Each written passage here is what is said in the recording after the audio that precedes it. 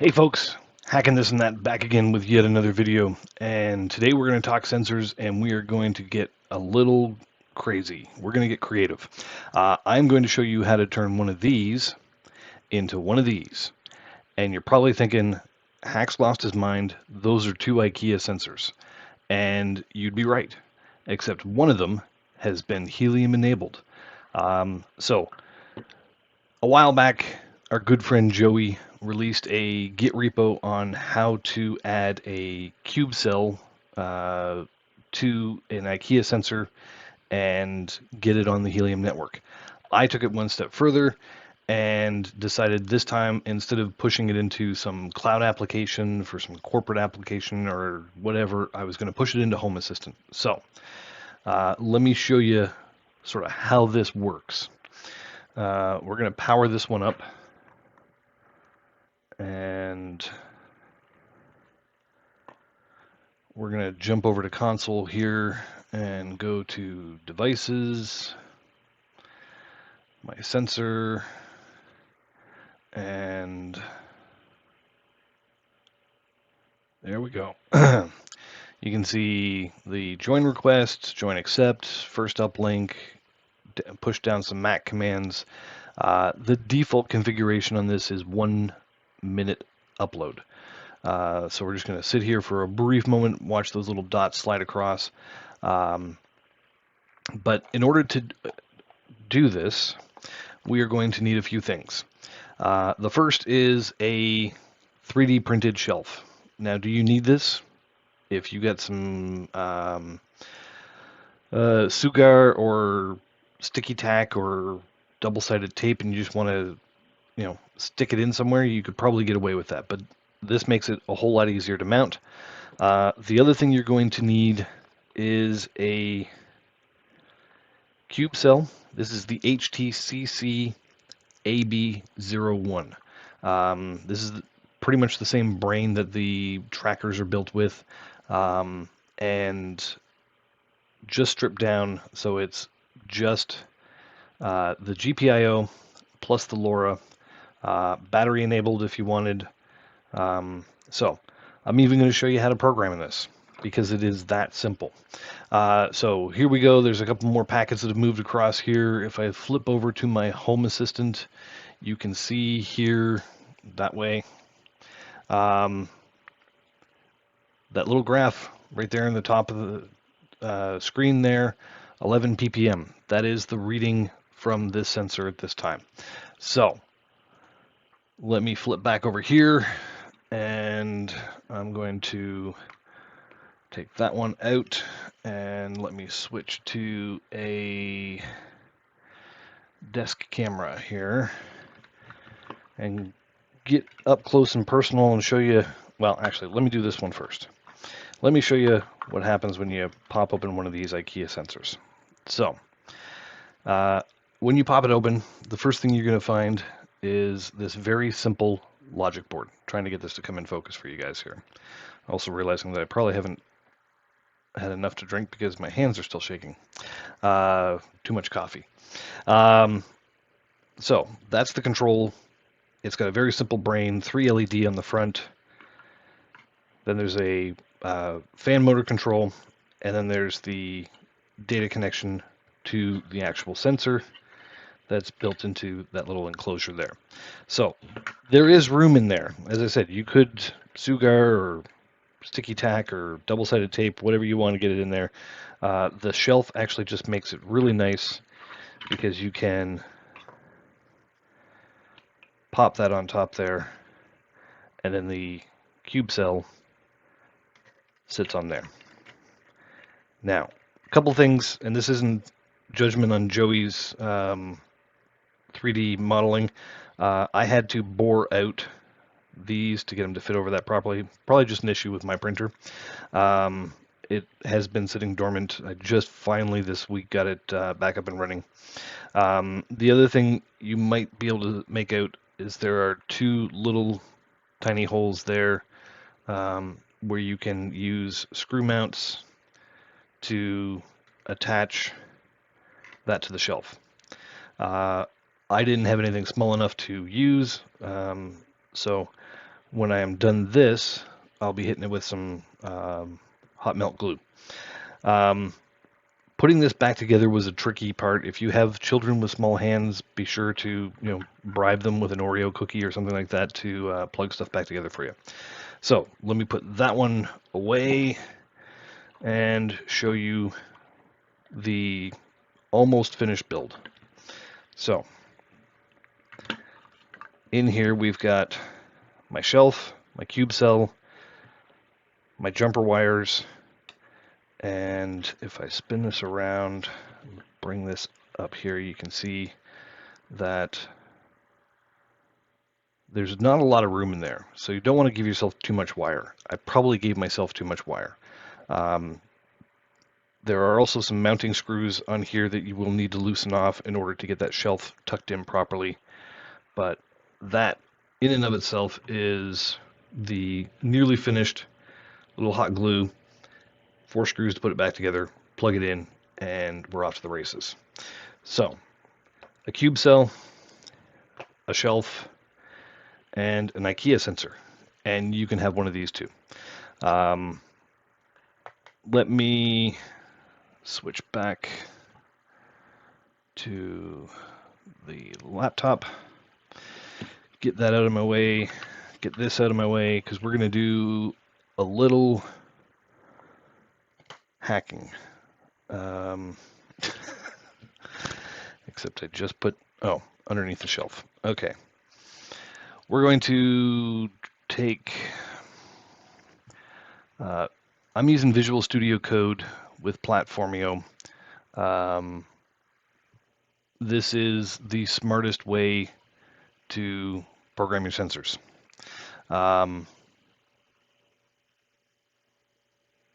Platformio deals with dependency management and a bunch of other things that you will fight with in other development studios. So let's go ahead and plug this in.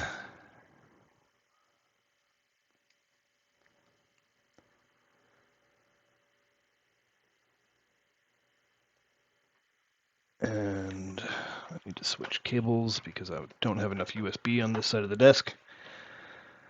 And we get signs of life. Now, let me switch back to Joey's library for a second. Because the steps are really simple in here. This is the kind of hacking I love doing. This is taking some off-the-shelf pieces and parts, a little bit of borrowed brain power from somebody else, and making something really cool. So you can import the Git repo into Platformio. I'm not going to get deep into that because there are some quirks. It is really straightforward. It is really simple, but I just don't want to make this video into an hour-long tutorial. So once it imports the repo, it'll figure out the dependencies. It'll get everything loaded up. In the meantime, you can be printing your shelf. If you notice, I got my printer back up and running. Been down for a long time, unfortunately.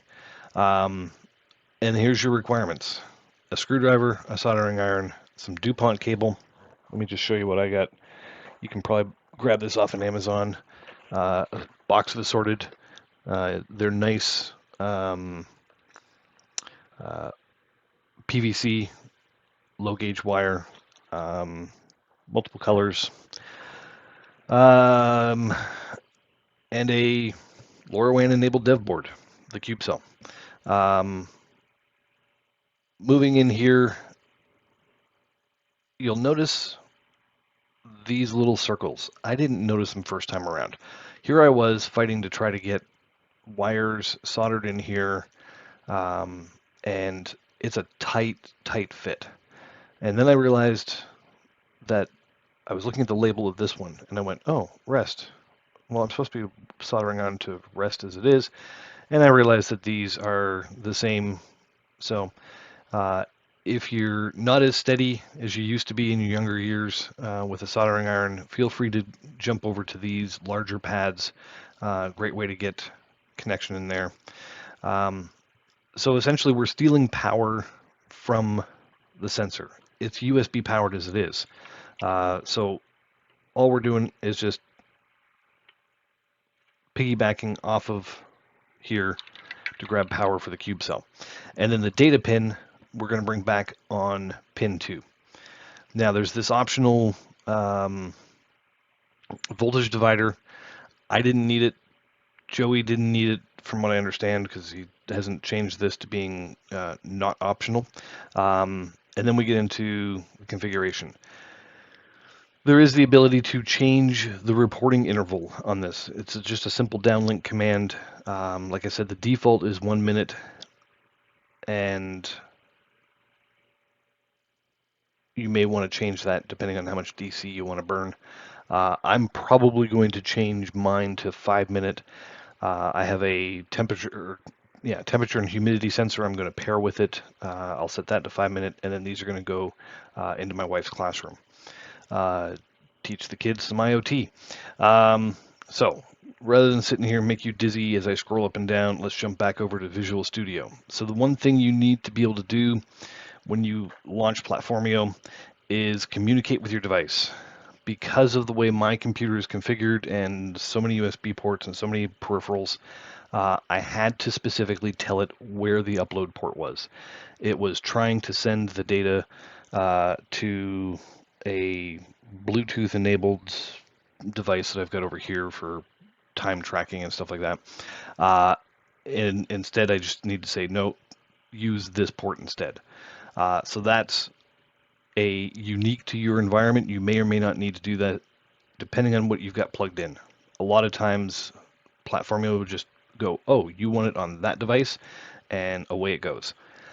Then you get into some specifics. US 915 Class A, OTAA, these are all standard configurations for North American devices connecting to Helium console. Uplink is set to unconfirmed, so it's not going to wait for an ACK. And that is it in the INI file. The other thing you need to do is go into source, go into this INO file, and we need to give it a device ID. So how do we go ahead and do that? The easiest way to do that is to go into devices, say we're going to add a device, and IKEA demo. No, sorry, that's a label. Let's go to add device and IKEA demo, and look at that. We've got some IDs already. Console will always generate a set of IDs if you do not have them. You can overwrite them or you can use them. That's your choice. You can make up your own too, as long as they remain 8 bytes and 16 on the key. Then we're going to add a label. We want this to be treated just the same as the rest of the IKEA sensors. So we're going to go ahead and save this device. Now, if you remember back in the early videos about console, this pending is the interaction between console and the back-end routers saying update the filters that's to identify this dev UI and associate it with Peter's console account.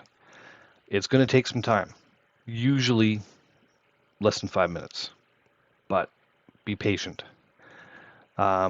We need to go back in here. We need to expand these out to their full bit value. And we're going to copy the dev EUI, and we're going to come over here, and we're going to, this will have all zeros in it. I'm just recycling the same file, so, and we're going to paste that there. Grab the app EUI,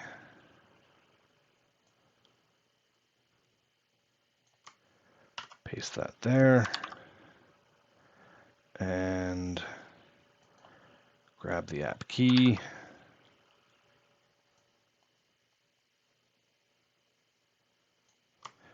And paste that there. All right. At this point, we can go ahead and save all changes. Do a test build. Let me close this out.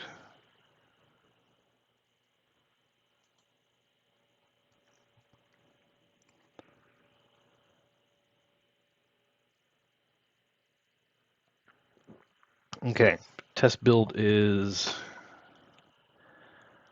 I got multiple windows doing the same thing.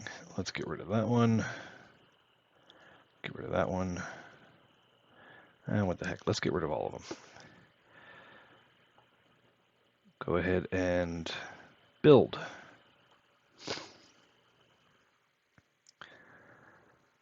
So this is just going to build the runtime executable that goes onto the sensor. It's not doing anything with the sensor at this point. It's just building out the necessary files that are going to get loaded on here. So let's just give this a moment. Obviously, when trying to use a computer to do code build and video recording and God knows how many Windows session or browser sessions open, it gets a little sluggish. So I just want to take a flip back over here. This is still showing as pending, which is fine. And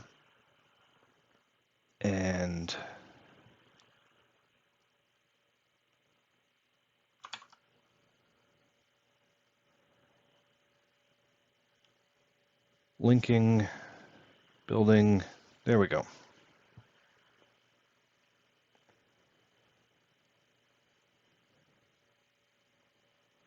Build success. Okay.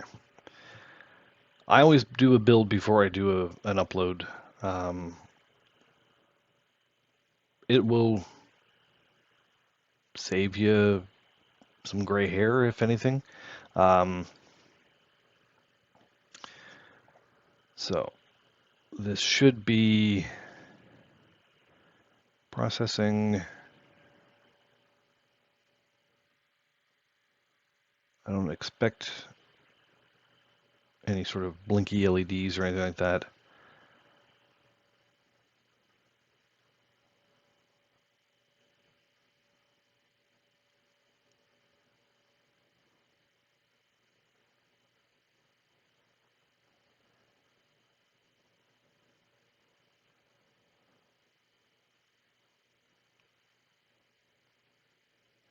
There's that serial port COM4 that I had to force. There we are, uploading.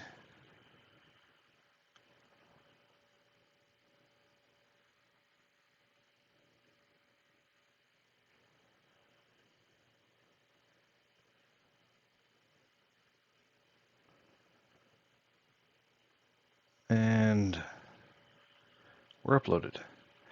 Now, the last thing I'm going to do here is serial monitor. This will allow me to see what the sensor is trying to do, while I bet you the network's not ready for it, but oh, it is done processing. And look at that, we've already got join requests, uplinks, downlinks, got some blinky LEDs that I may not have got in camera just in time. So we have signs of life. Now, what I want to do is I'm actually going to switch things around. Yeah. I'm going to switch things around here and connect to my built one so I can show you the... Actually, no. Let's skip that. Let's just go ahead and power it back up. So we're getting data. So we'll shut that one down. We'll plug this cable back in. And we will leave this open, but I'm going to go power this up. Okay, so let's go back over here. There's our joins. Everything looks good. Now,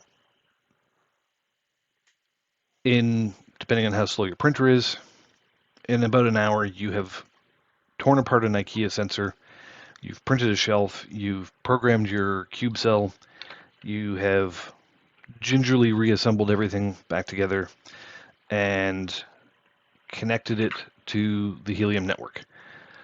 Now we're throwing data at the network and we need to do something with it. So if we have a look at the function, this again is provided by Joey. It's really simple because it's only sending one data point, PM25. And that's all you need for your custom decoder. Where things will get tricky, and this is again, I said earlier, I'm standing on the shoulders of giants because this is not all my genius work. I have needed the assistance of people like St. Olav, who you'll also find on Discord, occasionally hanging out in voice chat in the evenings.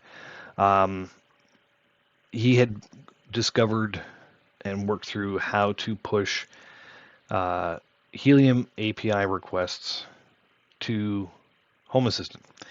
Now, without doing a deep dive on sort of how Home Assistant works, yes, you can add MQTT to it. You can then push it into Grafana, and then you can build nice graphs from it. I wasn't looking for a time series data set. I was looking for a point in time, at least to do this demo for you guys. When I go to take these to the classroom, I'll probably do something different. So in Home Assistant, in your integration, actually, let me just go back here. Let's add an integration. What do you need to get an HTTP integration working?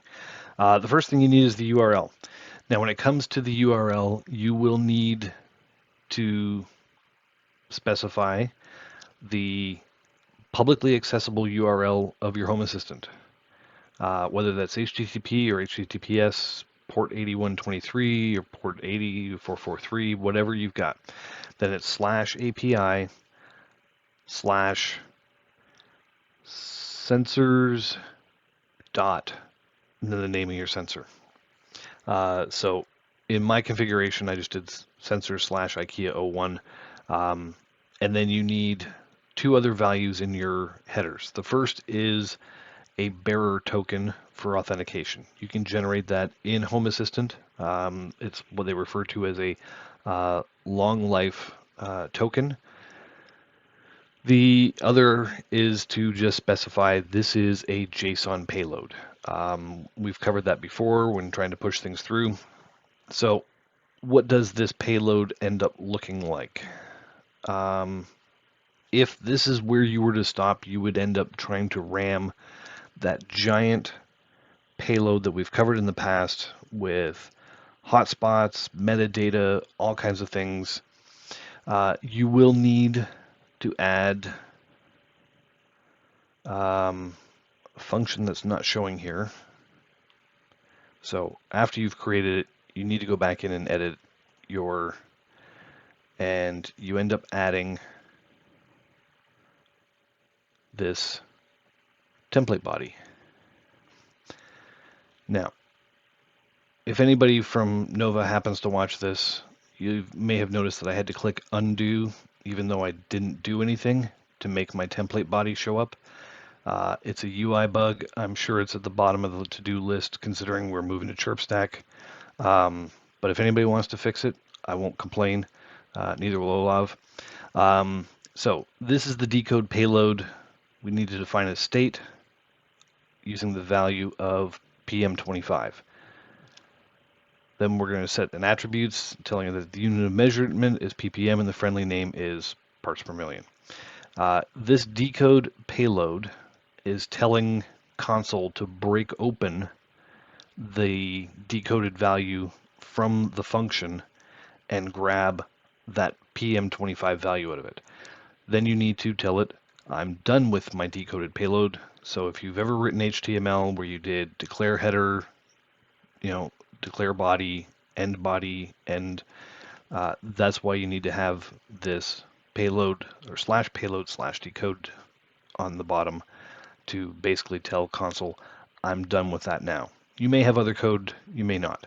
But this is the simple layout. I'll include this in the comments below. If you were to test your output, there's nothing being fed in right now, so it would just be blank, which is what I expect. But I'm also feeding this, let me actually jump over to flows.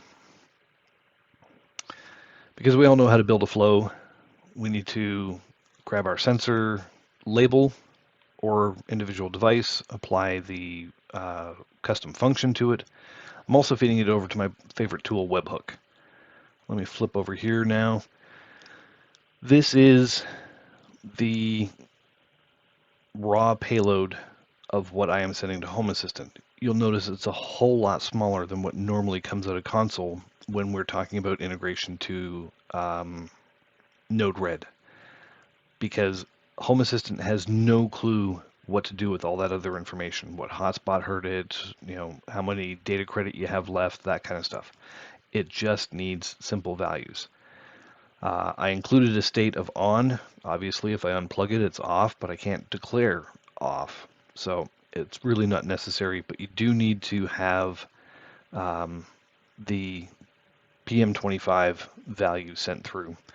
The underscore index underscore, I believe, I may be wrong, that this is telling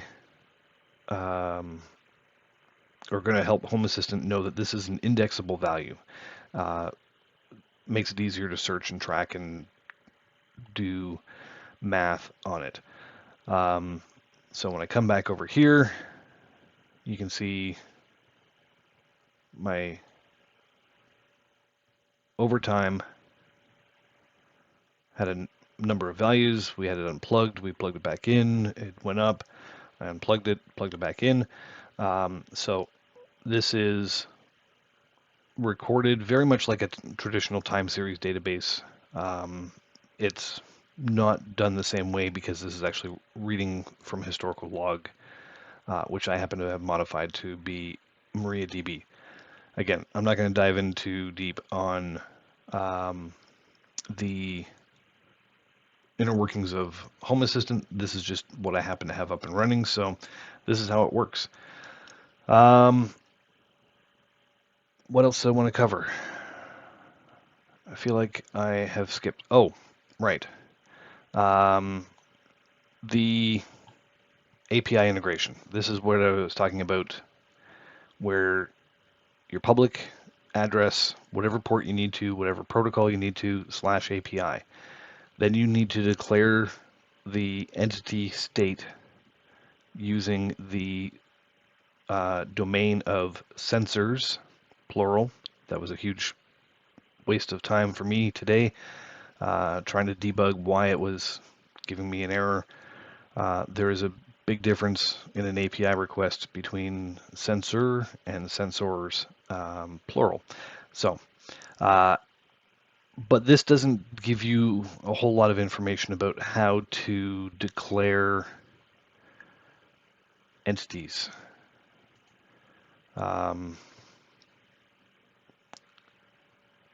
They run through a couple of samples, but not. Oh, there we go. Look at that. There's a pretty close example. Somebody's added that since the last time I looked at that, and I don't mean just today. I mean many, many months. But as I said, Olav over on the Discords, he also hangs out in Reddit once in a while. Threw this up here about how he uses his device tracker for GPS Helium tracker and pushes the information through, including accuracy, battery level. So that helped a lot. Great resources in this community if you're just comfortable enough to ask. So we've covered printing, we've covered CubeCell, we've programmed the CubeCell, reassembly, like I said, find a small child with small hands, and then set it up in console, set up your integration, and push it into Home Assistant, and you're off to the races. And that's where I'm probably going to say, let's make this a wrap. Lots of things I've covered. This is probably going to be one of those longer videos. I won't be offended if you decide to change the playback speed to 1.5 or 2x. I know I bring this on slow and gentle for some people, and some of you are like me, where it's like, you talk too slow, talk faster. So not offended by that. If you do end up having questions, feel free to reach out to me. You can find me on the Discord, hacking this and that. If you happen to build this, feel free to throw Joey a message and say, hey, thanks for your help. I built my IKEA sensor. And if you happen to see Olav around, give him a thumbs up as well for helping out with the Home Assistant code in that regard. Until later, good luck with your projects and have a good night.